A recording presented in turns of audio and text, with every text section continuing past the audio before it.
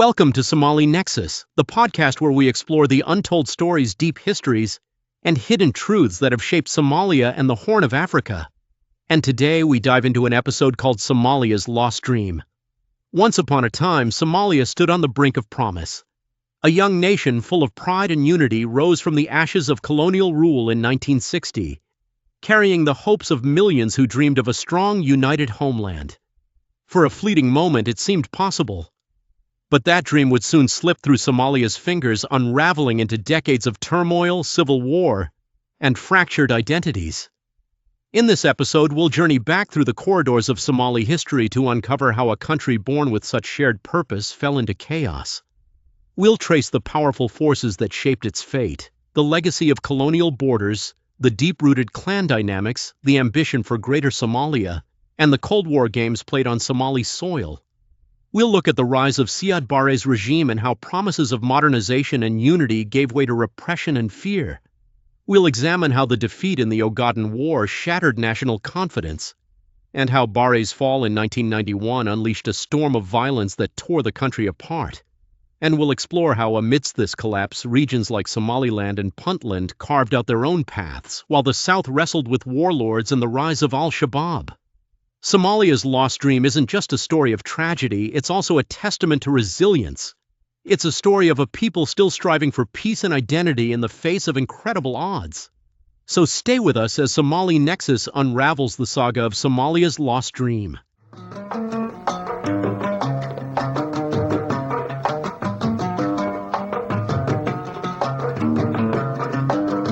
Welcome to the Deep Dive. Today we're tackling, a really complex topic, the history of Somalia, using a stack of sources that cover decades of change. That's right. We've got historical analyses, detailed reports, really trying to get a grip on this nation's incredibly challenging journey. Yeah, and our goal here, our mission for this deep dive is to sort of unpack how Somalia moved from what seemed like a moment of unity towards state collapse and this persistent conflict we still see. Yeah. Understanding the forces involved, both internal, the deep social structures, and external. The colonial impact, Cold War politics, regional interventions, it's all intertwined. It really is. It's a story filled with hope, division, resilience too, but also this constant struggle to build a stable state. What's fascinating looking at these sources is how those deep historical roots connect with global events. Absolutely. It's that interplay that's key. Okay, so let's start at the beginning. Before the colonial powers showed up, what did Somali society look like? What was the foundation? Well, the sources are pretty clear. You had a large area inhabited by people sharing broadly a common language, Somali culture, and importantly, Islam. Right. But the bedrock, the absolute core organizing principle for social life, politics, everything really, was the patrilineal clan system. The toll or hair, and this was much more than just ancestry, wasn't it? Oh, definitely. It defined your kinship ties, sure, but also your political identity, how you accessed crucial things like pasture and water vital in that environment. And it even dictated how conflicts were managed. Things like the Dio-paying groups, where a whole clan was responsible for compensating for harm done by one of its members, that was central to maintaining some kind of order. And the sources mentioned the major clan families. Darude, Dir, Hawiye, Isaac. Yes, and the Rahanwain, who are noted as being more settled, more agro-pastoralist, compared to the largely nomadic groups. And you also had minority groups like Somali Bantus and others who fit into this hierarchy, often in marginalized positions. So it provided cohesion, a framework for life without a central state. But the sources also suggest it had inherent competition built in. Exactly. It provided rules for cooperation, but also rules for competition and potential fault lines for conflict. That duality is crucial to remember as we move forward. Okay, so you have this established, complex social system. Then comes the scramble for Africa in the late 19th century. How did that impact this Somali-inhabited area? It was a fundamental rupture. This culturally connected area was just carved up. Britain took the north, Italy got the south and east. France took Djibouti. Ethiopia expanded into the Ogaden, and Kenya absorbed the northern frontier district, 5 parts. And the colonial powers didn't exactly try to bridge these divides, did they? The sources suggest they often deepened them. They absolutely did. First, you had completely different colonial approaches. The British in the north practiced a kind of indirect rule, mostly interested in strategic ports like Berbera, whereas the Italians in the south were much more interventionist, setting up plantations, building infrastructure, mainly for their own economic benefit, direct rule. So right away, you're creating different trajectories, different experiences. Different laces, basically. Precisely. And beyond that, the sources stress how colonial rule politicized clan identity in new ways. Administrators often played clans off against each other, favored certain groups for positions or resources. Clan affiliation became key to navigating the colonial system. So it amplified existing dynamics for control. Yes. And then you have the arbitrary borders themselves, cutting across traditional grazing lands, disrupting nomadic life. This fueled something incredibly powerful that resonates through all the sources. The dream of Somali Wayne, a greater Somalia that would reunite all 5 territories. So 2 main territories, British Somaliland and Italian Somaliland, emerged with very different colonial conditioning. Doesn't sound like an easy recipe for unity at independence. Not at all. And yet, for a moment, that dream of unity actually seemed to happen. July 1st, 1960, independence for Italian Somaliland. And just days after British Somaliland, June 26, 1960, they merged. Must have been a huge moment of optimism. Oh, absolutely. The sources describe this wave of nationalist euphoria, a real belief that Sumalinimo, that shared Somaliness, could overcome the divisions. They set up a parliamentary democracy. But I sense a but coming. Well, the sources are also very clear that this period, sometimes looked back on as a golden age, was actually incredibly fragile from the very start. The foundations were shaky. What were the immediate problems? What cracks appeared first? The sheer difference between North and South was a massive hurdle. You're trying to merge territories with different official languages, English versus Italian, completely different legal traditions, administrative systems, even different levels of economic development. And Mogadishu became the capital, which likely caused issues it did. Sources from the time, especially northern ones, quickly voice feelings of marginalization, a sense that power, resources, key government jobs were flowing disproportionately southwards. An unequal partnership. And that powerful Greater Somalia dream, while unifying against colonialism, must have immediately created external problems. Instantly, the new government pursued claims on territories in Ethiopia and Kenya. This led straight into tensions. Border clashes, like the shift to war with Kenya in the mid-60s, it diverted resources and attention desperately needed internally. Domestically, how was the new democracy faring? It struggled badly. The sources describe how those clan dynamics, which had been politicized under colonialism, just flooded into the new political system. You had an explosion of parties, something like over 60 parties contesting the 1969 election, many based on clan lines. Wow, 60 parties. That sounds ungovernable. It pretty much was. It led to intense factionalism, instability, and according to the sources, widespread corruption.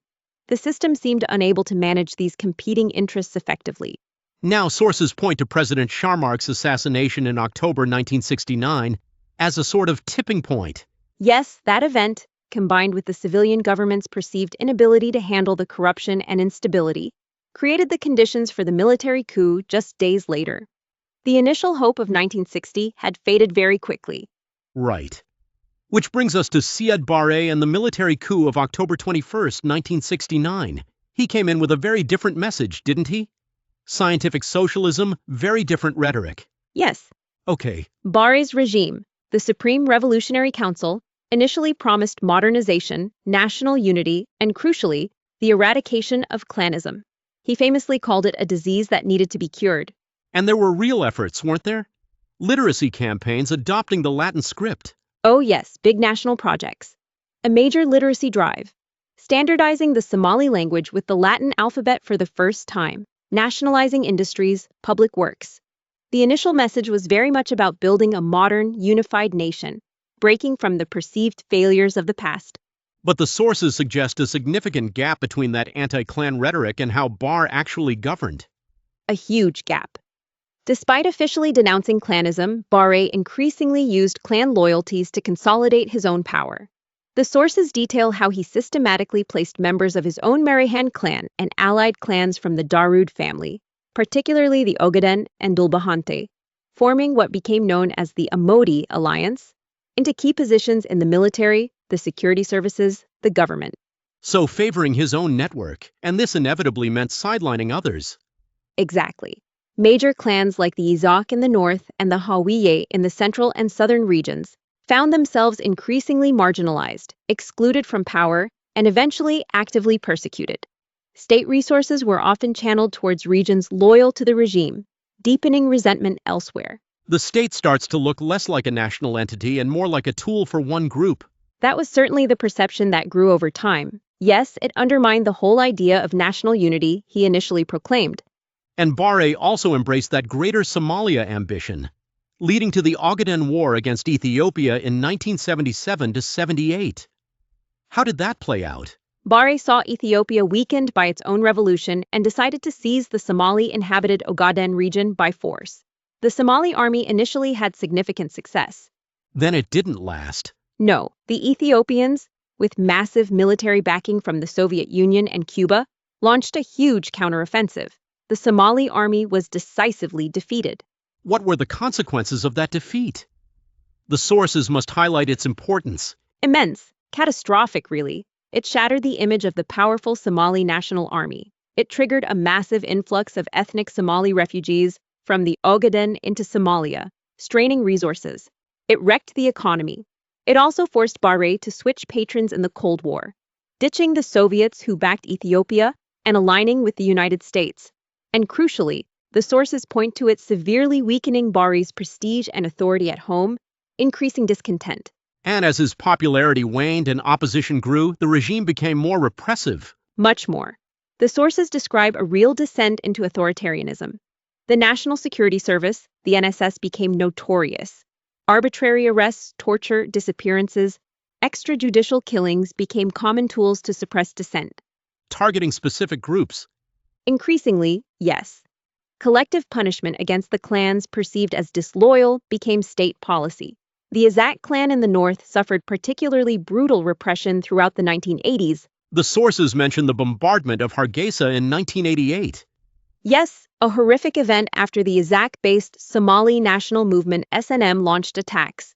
Barre's regime responded with extreme brutality, including bombing Hargeisa and Burao, killing tens of thousands of civilians and forcing hundreds of thousands to flee. So this wasn't just political opposition anymore. It was becoming clan-based armed resistance. Absolutely. By the late 1980s, you had multiple clan-based armed groups fighting the regime. The SNM in the north, the Hawiye-based United Somali Congress, USC in the center and south, the Ogaden, Somali Patriotic Movement SPM in the south. The state was fighting insurgencies across the country. So Barre's strategy of using clan politics ultimately backfired, creating the very divisions that destroyed his regime. The sources strongly suggest that the state under Barre came to be seen by many not as a protector, but as the oppressor acting on behalf of a specific clan coalition that destroyed any remaining national cohesion.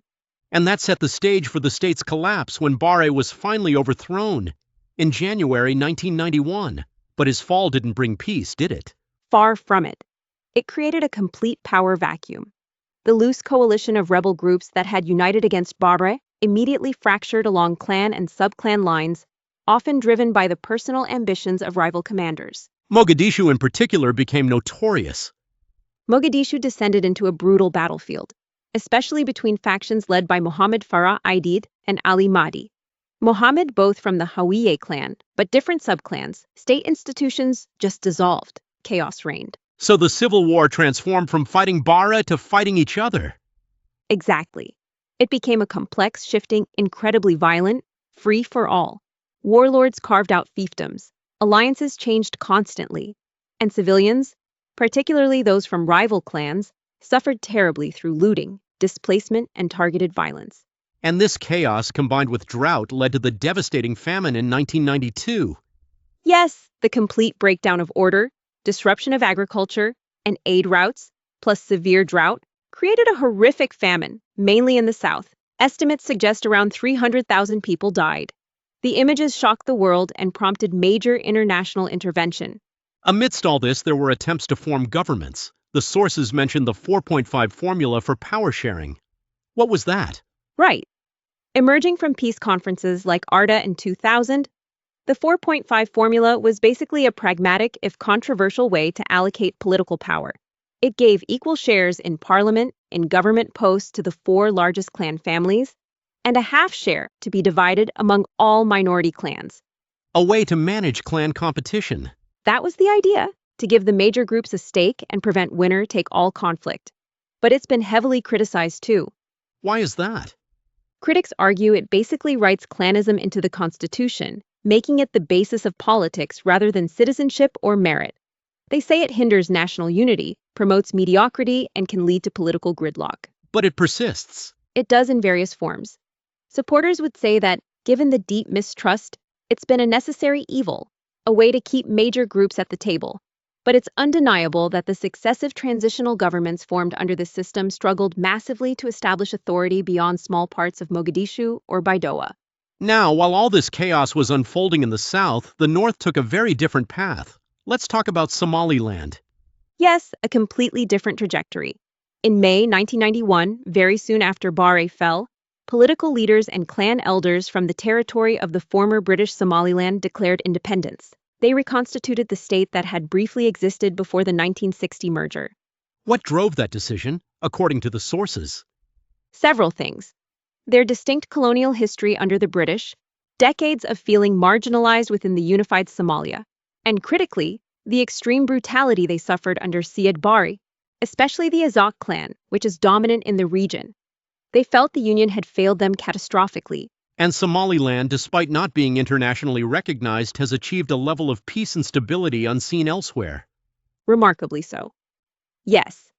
The sources detail how they managed through local peace processes, often led by traditional elders to disarm militias, establish functioning government institutions, create their own constitution, hold multiple democratic elections, build security forces, issue a currency.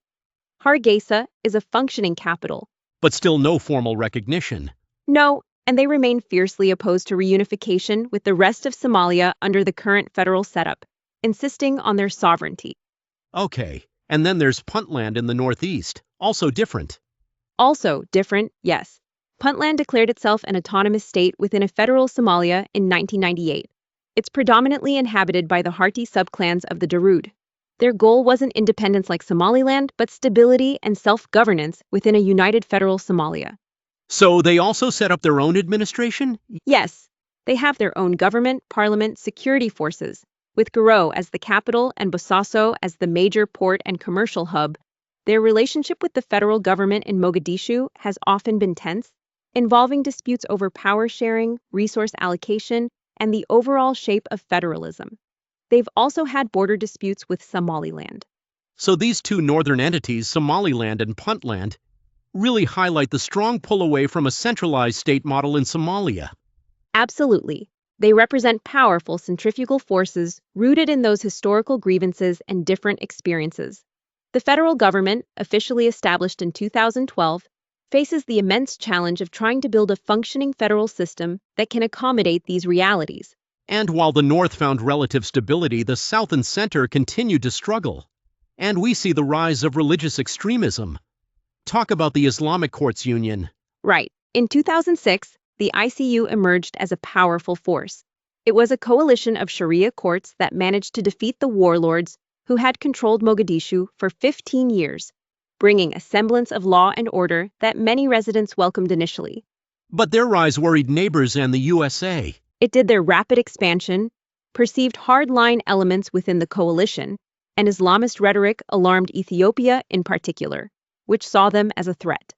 The U.S. was also concerned about potential links to al-Qaeda, leading to the Ethiopian intervention. Yes. In late 2006, Ethiopia, with significant U.S. support, invaded Somalia and quickly ousted the ICU from Mogadishu in most of the south. But this had unintended consequences, didn't it? A major one. The intervention, while removing the ICU, was deeply unpopular with many Somalis who saw it as foreign occupation. It created a vacuum and a rallying cry for the more radical, militant youth wing of the ICU. Which became Al-Shabaab. Exactly. Al-Shabaab. The youth emerged from the ashes of the ICU defeat as the primary insurgent force, framing their fight as resistance against Ethiopian invaders and the transitional government they supported. And their ideology and goals are pretty clear. Very much so. They are an al-Qaeda affiliate espousing a hardline Salafi jihadist ideology.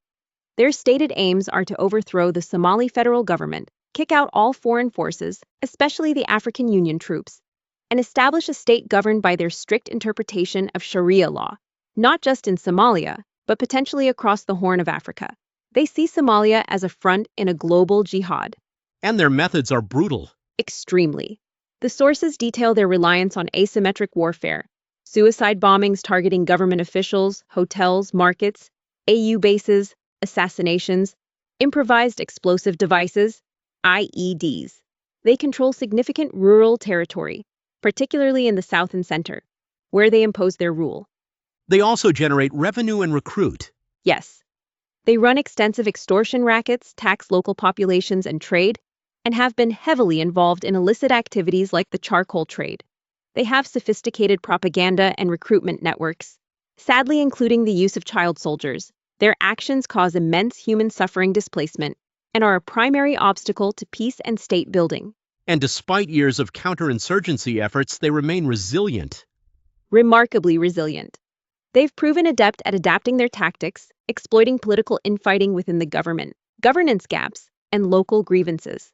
As of early 2025, the sources confirm they remain a potent and dangerous force.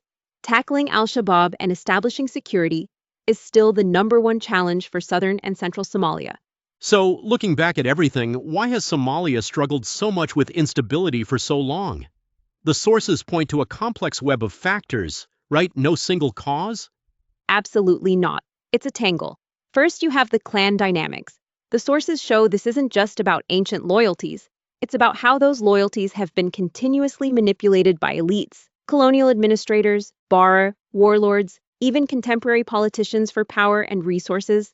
It fuels competition and provides ready-made fault lines for conflict. And that's layered on top of decades of poor governing and corruption. Yes, from the flaws in the early democracy, through Barre's authoritarian kleptocracy, to the corruption that has plagued subsequent transitional and federal governments. This massive erosion of trust between the people and the state is fundamental. When resources are stolen and there's no accountability, it breeds resentment that groups like Al-Shabaab easily exploit. Competition over resources seems critical too. Definitely. Basic resources like water and grazing land in an arid country are constant sources of conflict, but also control over strategic assets. Ports like Mogadishu, Kismayo, Bosaso generate huge revenues. The elusive charcoal trade, as mentioned, funds Al-Shabaab. Even things like illegal fishing by foreign trawlers depleted stocks and contributed to the rise of piracy earlier, and now the potential for offshore oil and gas adds another layer of potential conflict over who controls that wealth. Then there's the whole history of external interventions, a very mixed bag, according to the sources. Very mixed. You had the UN interventions in the early 90s, UNISOM IIs, and the US-led UNITAF. UNITAF was largely successful in enabling humanitarian aid delivery during the famine. But UNISOM IIs got drawn into conflict. Yes, its mandate shifted towards nation-building and disarmament, leading to the disastrous Battle of Mogadishu, or Black Hawk Down incident in 1993 that resulted in the US withdrawal and a reluctance for major Western intervention for years. Critiques mention mission creep, a focus on military solutions over politics and civilian casualties. Ethiopia's interventions have also been frequent and controversial. Ethiopia has intervened multiple times, citing its own security concerns, historic Somali irredentism, the rise of Islamist groups. The 2006 intervention against the ICU is a key example. It achieved its military goal, but many argue it backfired by strengthening Al-Shabaab and was seen as an occupation. Sources also note Ethiopia often supports different Somali factions, which can exacerbate internal tensions. That recent port deal with Somaliland is another example, creating friction with Mogadishu. Kenya also intervened. Yes. Operation Linda-Nchi in 2011 aimed at creating a buffer zone after Al-Shabaab attacks inside Kenya. Kenyan forces later joined the AU mission AMISOM. They helped capture Kismayo from Al-Shabaab, but the intervention also triggered deadly retaliatory attacks in Kenya and faced allegations of abuses. In the African Union mission now, AMISOM and soon ATMIS has been vital but challenged. Absolutely vital. It's provided the backbone of security for the Somali government for years, pushed Al-Shabaab out of major cities, and tried to train Somali forces. But it's consistently faced challenges: chronic underfunding, operating in an incredibly dangerous environment, accusations of civilian harm, and a very difficult ongoing transition process to hand over security to Somali forces, And U.S. counterterrorism efforts? ongoing since the early 2000s. Primarily drone strikes and special forces raids targeting Al-Shabaab and ISIS, Somalia leadership, plus financial and logistical support to AU and Somali forces. It's degraded extremist capabilities, but critics point to civilian casualties, the potential for radicalization, and the limits of a purely military approach. So the overall picture on interventions is complex. Some help, some hinder. That's what the sources suggest. While often necessary for stability or humanitarian aid, interventions can also prolong conflict, empower certain factions, undermine sovereignty, and sometimes have unintended negative consequences that extremists exploit. And finally, underpinning all of this are socioeconomic hardship and environmental crises. Yes, widespread poverty, huge youth unemployment, lack of education, and basic services. These create desperation and make young people vulnerable to recruitment by armed groups offering money or purpose. And Somalia is on the front line of climate change. The sources repeatedly mention recurrent devastating droughts and floods: 2011, 2016, 2017, 2021, and 2023, which act as threat multipliers. They destroy livelihoods, cause mass displacement, worsen food insecurity, and intensify conflicts over scarce resources like water and land. So looking across all this material, it's clear there's no single simple story of Somalia. There are contested narratives about almost every period. Definitely. Was the 1960s truly a golden age? Or was it doomed from the start? Was Barre a flawed modernizer, or just a brutal dictator? What caused the collapse? Internal factors? External meddling? Or both? How should we understand post-collapse society? Resilience or chaos? What's the right path now? Centralization or decentralization? These debates run through the sources. But that core tension seems constant, this strong sense of shared Somali identity. Somali versus the persistent difficulty of translating that into unified political action. Precisely. The historical grievances, the colonial legacies, Barre's divide and rule tactics, the manipulation of clan by subsequent leaders, all these factors detailed in the sources have made building a stable, inclusive national state incredibly challenging, despite that powerful cultural bond. So pulling it all together from these sources, Somalia's history really is a sobering reminder of how difficult nation building can be, especially with these layers of historical baggage, social complexity, and external interference. Yeah, the sources make it very clear that 1991 wasn't just a sudden implosion. It was the result of decades of pressure building up internal weaknesses, meeting external shocks and manipulations. The fragmentation has deep, deep roots. And yet you also see this theme of resilience popping up in the sources. Despite everything, local communities, elders, civil society groups often stepped into the breach where the state failed. Absolutely. And the very different paths chosen by Somaliland and Puntland, while complicating the national picture, also offer alternative models and lessons about how Somalis have sought stability and governance in the absence of a functioning central state. It seems rebuilding isn't just about creating institutions. On paper, the sources emphasize tackling those root causes: reconciliation, inclusive governance, that people actually trust, fighting corruption, managing resources fairly, navigating external relations carefully. That's the core challenge. Yes, building trust, legitimacy, and delivering tangible benefits to the population. And the future still looks incredibly tough. Al-Shabaab's persistence, the unresolved federal questions, Somaliland status, climate change, poverty. The list is long. It's very much an ongoing, complex process. No easy answers in sight. What really stands out to you after reviewing all this? How does a society even begin to heal and rebuild after such deep fractures? And maybe more fundamentally, what does unity really mean when history has created such profound divisions? Something for you, the listener, to ponder as you think about Somalia's ongoing story.